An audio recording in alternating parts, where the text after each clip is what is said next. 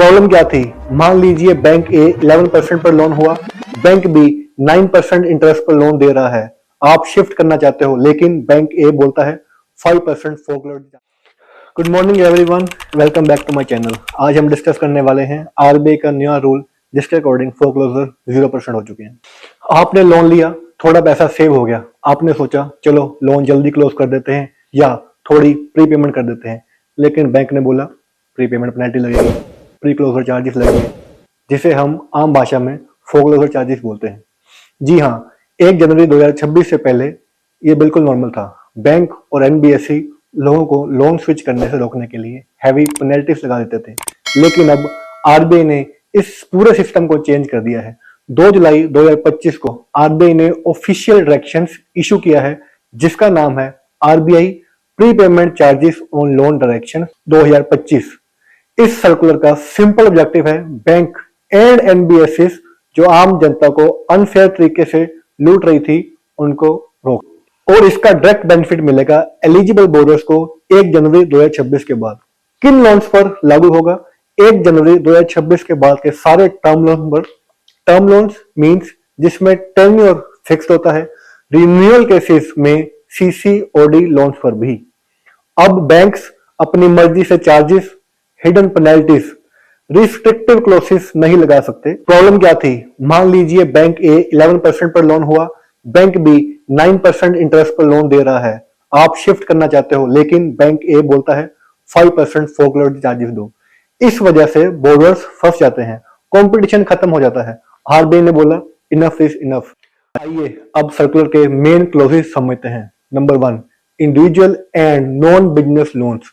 अगर borrower individual है और लोन बिजनेस के लिए नहीं लिया गया, जैसे कि home loan, car loan, personal loan, education loan, lap loan, आपने पर्सनल कैपेसिटी में लिए और लोन फ्लोटिंग रेट पर है तो 0% प्रीपेमेंट चार्जेस, 0 फोरक्लोजर चार्जेस।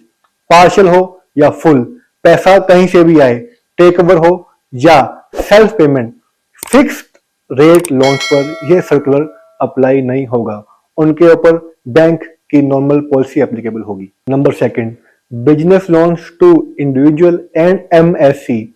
अगर बोरोअर है इंडिविजुअल या micro and small enterprises, MSME definition from 1 April 2025 is micro investment less than 2.5 crore, turnover less than 10 CR, small investment less than 25 CR and turnover less than 100 CR। तो commercial banks, cooperative banks, NBFC, FI कोई भी prepayment या foreclosure charges नहीं ले सकता, चाहे amount कितनी भी हो।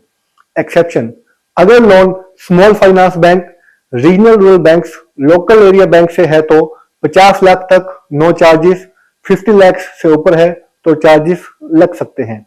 अब हम डिस्कस करेंगे इस सर्कुलर के गोल्डन पॉइंट्स। पॉइंट नंबर 1, यह सर्कुलर सिर्फ फ्लोटिंग रेट ऑफ लोन वाले लोन्स पर ही एप्लीकेबल होगा।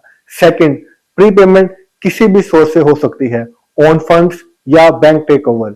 Number 3, no minimum lock in period, मतलब चाहे कल ही लोन क्लोज कर दो, चाहे दूसरे बैंक से टेक ओवर कर दो, 0 फोरक्लोजर लगेंगे। आइए अब डिस्कस करते हैं जो इस सर्कुलर में कवर नहीं हुए, लाइक मीडियम एंटरप्राइजेस, क्योंकि सर्कुलर में सिर्फ एमएस ही लिखा है, मीडियम एंटरप्राइजेस कवर नहीं है। For term loan charges sanction letter के हिसाब से लगेंगे।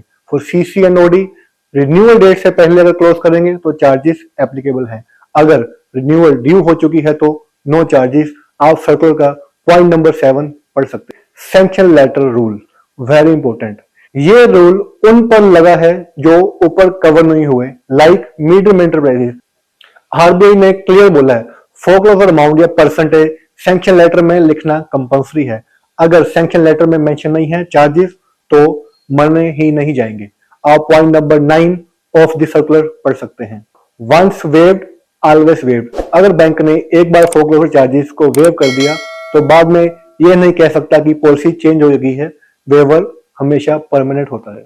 अब बारी है बोनस पॉइंट की, मोस्ट इंपोर्टेंट, अपनी सैंक्शन लेटर ध्यान से पढ़ें। अक्सर लोग जल्दी में बिना पढ़े साइन कर देते हैं और बाद में बैंक बोलता है सर आपने तो साइन किए हुए हैं। हर term and conditions bank sanction letter में होती है, साइन करने से पहले पढ़ना बहुत जरूरी है। मुझे लगता है मैंने आपके सारे डाउट्स क्लियर कर दिए हैं। आरबीआई का ऑफिशियल सर्कुलर मैंने कमेंट सेक्शन में अटैच कर दिया है, आप वहां जाके डिटेल में पढ़ सकते हैं। अगर फिर भी कोई डाउट है तो कमेंट सेक्शन में लिखिए, मैं कोशिश करूंगा आपकी प्रॉब्लम सॉल्व करने की। धन्यवाद।